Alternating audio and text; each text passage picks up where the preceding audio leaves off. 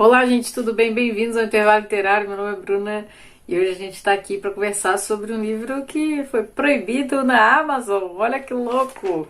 Tem um tempo já que não se vende Libido Dominante lá na Amazon. Esse livro aqui, incrível. E eu não sei por que eu parei de ler esse livro. Eu preciso continuar, e aí eu falei, beleza, eu vou retomar lá os vídeos no canal, porque todo mundo que chega aqui pelo Libido Dominante gosta e fica me cobrando, né? Então vamos lá, o tanto que eu conseguir fazer de vídeo desse livro eu vou fazer.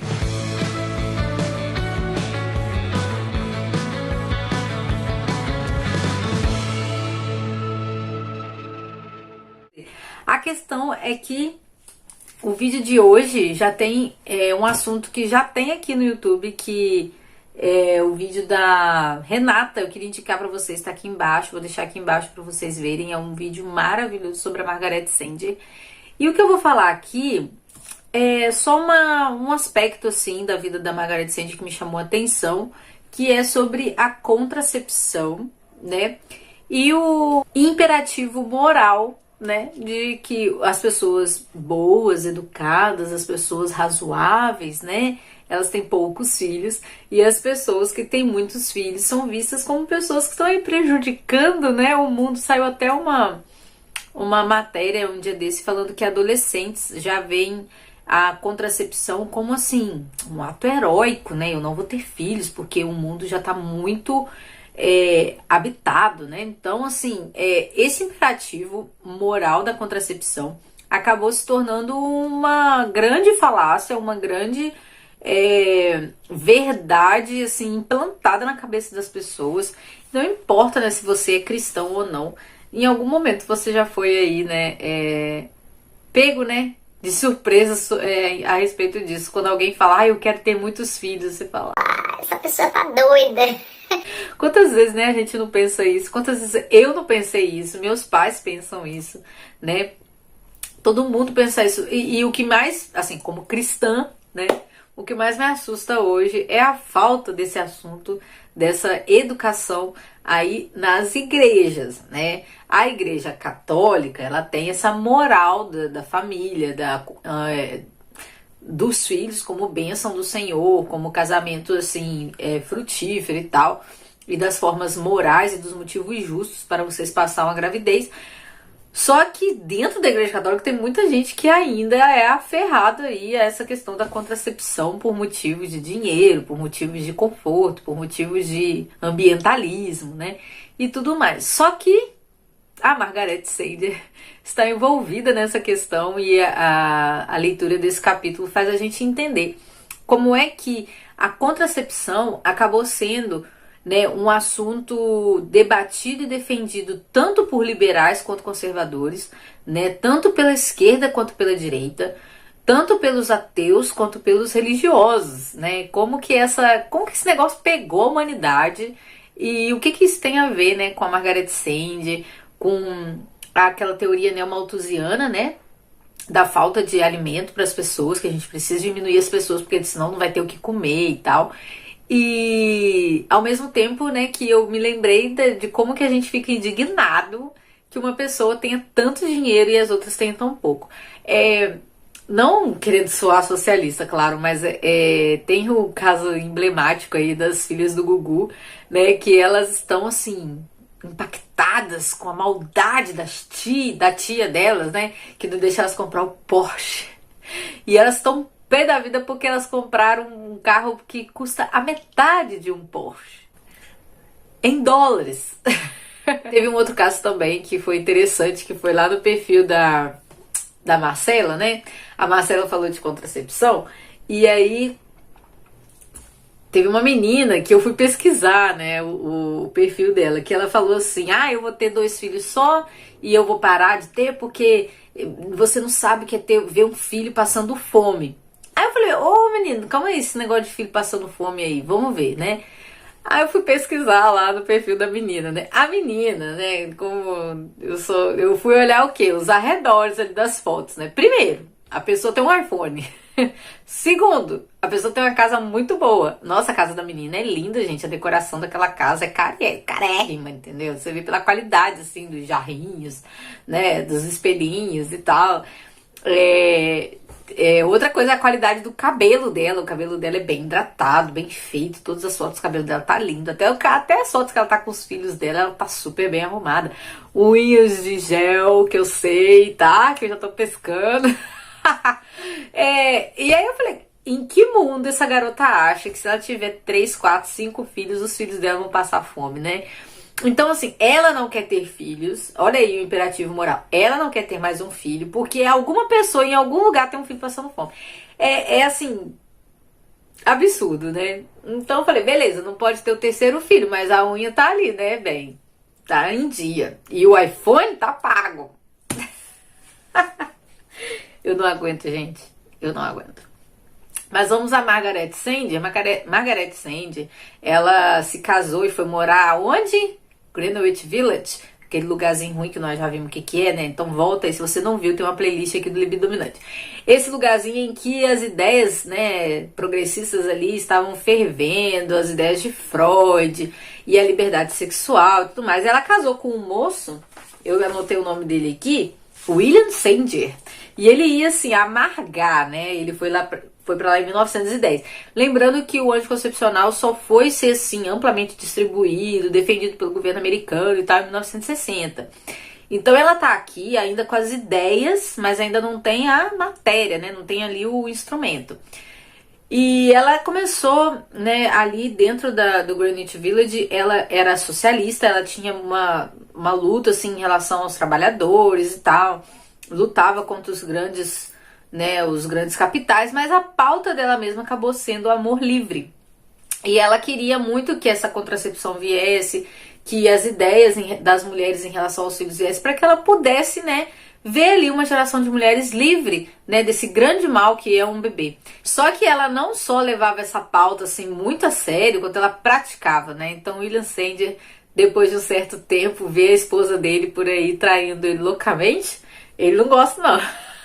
Ele fica nervoso, ele chega, né, ele também era político, assim, das ideias ali da Margarete, só que olha só o que ele fala, quer ver? Muito interessante. Ele vai dizer o seguinte, o que ele antes via com elevados ideais, agora pareciam ser nada mais do que um buraco dos infernos, do amor livre, da promiscuidade e da prostituição se mascarando sobre o manto da revolução. Ele disse o seguinte, se a revolução significa promiscuidade, afirmando a mesma ideia em um contexto diferente, podem me chamar de conservador e divulgar isso por todos os cantos. Então, coitado, né? Ele casou, botou a mulher dentro do Greenwich Village, levou uma gaiada e aí ficou nervoso com o negócio. Só que não foi só isso, porque Margaret Sanger não só se prostituía e traía o esposo dela e tudo mais, quanto ela também, né, se envolveu com drogas. Tanto que ela velha, caquética já, o filho mais velho dela, que era médico, tinha que negar remédio pra ela, porque ela queria remédio de todo jeito. E a filha dela, caçula, a Peggy, morreu por maus tratos, assim, maus cuidados dela, que ela não cuidava dela. Ela foi pra Paris pra estudar, não estudou nada, porque ela era preguiçosa. E aí abandonou o filho, abandonou o marido, e a menina pegou uma doença e morreu. E ela, assim, no último ano de vida da Peggy, ela tava em outro lugar. E ela ficava mandando carta, porque ela se sentia culpada, assim, de deixar a menina, né? Mas foi uma culpa que não levou ela pra dentro do lar. Ela continuou traindo o marido e continuou distante da Peggy. E a Peggy morreu. E ela não viu a filha dela, entendeu? E ela começou depois a se envolver com ocultismo e tal. E ela dizia que ela queria que outras mulheres, né, vivessem a liberdade, que ela estava lutando pela liberdade sexual das meninas. Na verdade, ela fez disso uma desculpa, né? Porque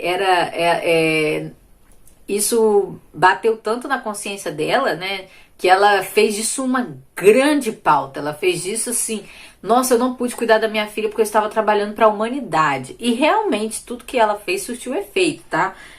Só que não de uma forma boa, de uma forma ruim. E aí teve um caso, né, muito interessante que eu falei sobre como que esse imperativo moral aí da contracepção acabou se tornando uma coisa generalizada. Foi uma união muito esquisita entre a Margaret Sanger e o Rockefeller, né? Rockefeller Jr. Aconteceu um negócio que ele tinha muito dinheiro, tinha muitas empresas e tal, tinha uma cidade dormitório, assim, onde as famílias dos mineiros ficavam. E uns detetives contratados por ele acabou entrando lá nessa vilazinha, né? E botou fogo em tudo, botou fogo nas crianças, nas mulheres, matou todo mundo e tal. E a Margaret Sanger, socialista, ficou muito nervosa com isso. Ela achou um absurdo, claro que é um absurdo, né? Uma grande empresa matar a família dos seus operários, né? E ela começou a conclamar as pessoas para se vingar dele. Então, tipo assim, ela conclamou mesmo que pessoas procurassem ele para abater ele, né? E tem que ter muito cuidado com o que fala aqui no YouTube, né? Nem sei se vai dar BO esse negócio. Mas então, o que aconteceu? Ela depois apareceu, alguns anos depois, ela apareceu aí financiada por eles. Olha que louco, entendeu? E aí até o autor fala, né? O Michael Jones fala assim, como que isso foi acontecer, né?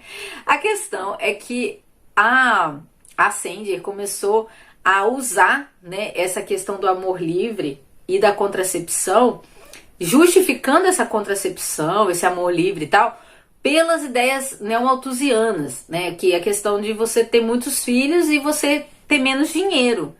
Então ela falava, gente, vamos, né, parar de ter tantos filhos, vamos diminuir aí, né, o número de pessoas e tal. Só que ela falava mais em relação ao amor livre. Ela queria mesmo era a mudança moral. Só que o Rockefeller falou, poxa, olha só que interessante. Se eu e ela nos juntamos e a gente consegue aí montar, né? Ele financiou, né, a questão da montagem lá da Planned Parenthood.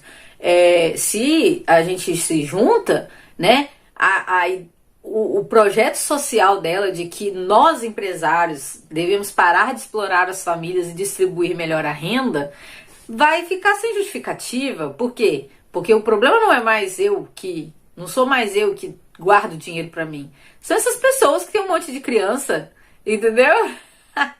Ai, meu Deus do céu, olha só que coisa, né? E aí o diabo abraça o capeta e o que acontece? Dá tudo certo, porque ela vai ter lá o financiamento para ela poder lutar a favor da contracepção e ele vai ter uma diminuição populacional. Porque o que acontece? Na questão do controle demográfico, você tem duas situações, né? Assim, na teoria neo-malthusiana. Ou você aumenta o número de comida, ou você diminui o número de pessoas. E a eugenia é óbvia, né? Então, assim, se eu vou diminuir o número de pessoas, que eu diminua o número de pessoas que podem trazer risco para minha fortuna. Então, não é muito bonito quando as coisas casam assim, entendeu? Então, ou você é eugenista, ou você é católico. Ou seja, você adota uma situação distributivista e tal. No início da situação, o distributismo, que seria a forma católica de pensar a distribuição de renda, né, a distribuição de recursos humanos, de recursos para humanos, né, na verdade, estava do lado socialista, porque eles queriam que as empresas tivessem uma distribuição mais justa dos seus recursos. De repente, isso acabou, entendeu? Acabou, porque eles, por causa do amor livre, por causa dessa liberação da mulher e da família, ou seja, essa destruição da família, acabou sendo uma mão na roda aí para os empresários, entendeu? E aí até o governo, olha só, você tem uma paz, assim, né, colocada entre os socialistas e os liberais e os progressistas, os socialistas e progressistas, as grandes fortunas e os progressistas, e o governo recebe também dinheiro, né, então tem gente querendo financiar esse negócio. E até o governo sai ganhando com isso, porque realmente diminuindo a população, você aumenta a renda, né, de impostos e tal, porque você não precisa dar tanta assistência. Em tese, né, porque o número de pessoas continua crescendo, não é todo mundo que se adequa a esse controle populacional. Então, o anticoncepcional vai atender, olha só, vai atender a pauta das grandes empresas, vai atender a elite política e vai atender também aos progressistas. Então, se você não tem uma mentalidade cristã católica, né, você acaba aderindo. Tanto que várias religiões aderiram, entendeu? É difícil você conversar com uma pessoa hoje que não tenha aderido a esse imperativo moral do anticoncepcional. E às vezes você acha que isso é dessa cabeça, entendeu? Você acha que você tá aí planejando a sua vida familiar com muita responsabilidade e na verdade você está sendo eugenista, você está entrando, né, no grande esquema eugenista. Essa é a verdade. E com essa questão, né, toda mulher pode tanto ser livre sexualmente, como pode ser uma grande heroína, né? Eu estou salvando o mundo não tendo filhos. Olha, gente, esse assunto rende, né? E eu acho que ficou bem legal, assim, né? Entender como que a nossa mente foi sendo programada para contracepção, ao ponto da gente achar que é super moral e super razoável e até cristão pensar no universo, né? Eu não vou ter filhos porque eu vou prejudicar o mundo. É brincadeira um negócio desse, cara. Olha, até mais, até o próximo vídeo do Libido Dominante. E eu espero não demorar tanto pra fazer mais vídeos, tá? Um beijo e obrigado por você que assistiu até aqui. Tchau, tchau.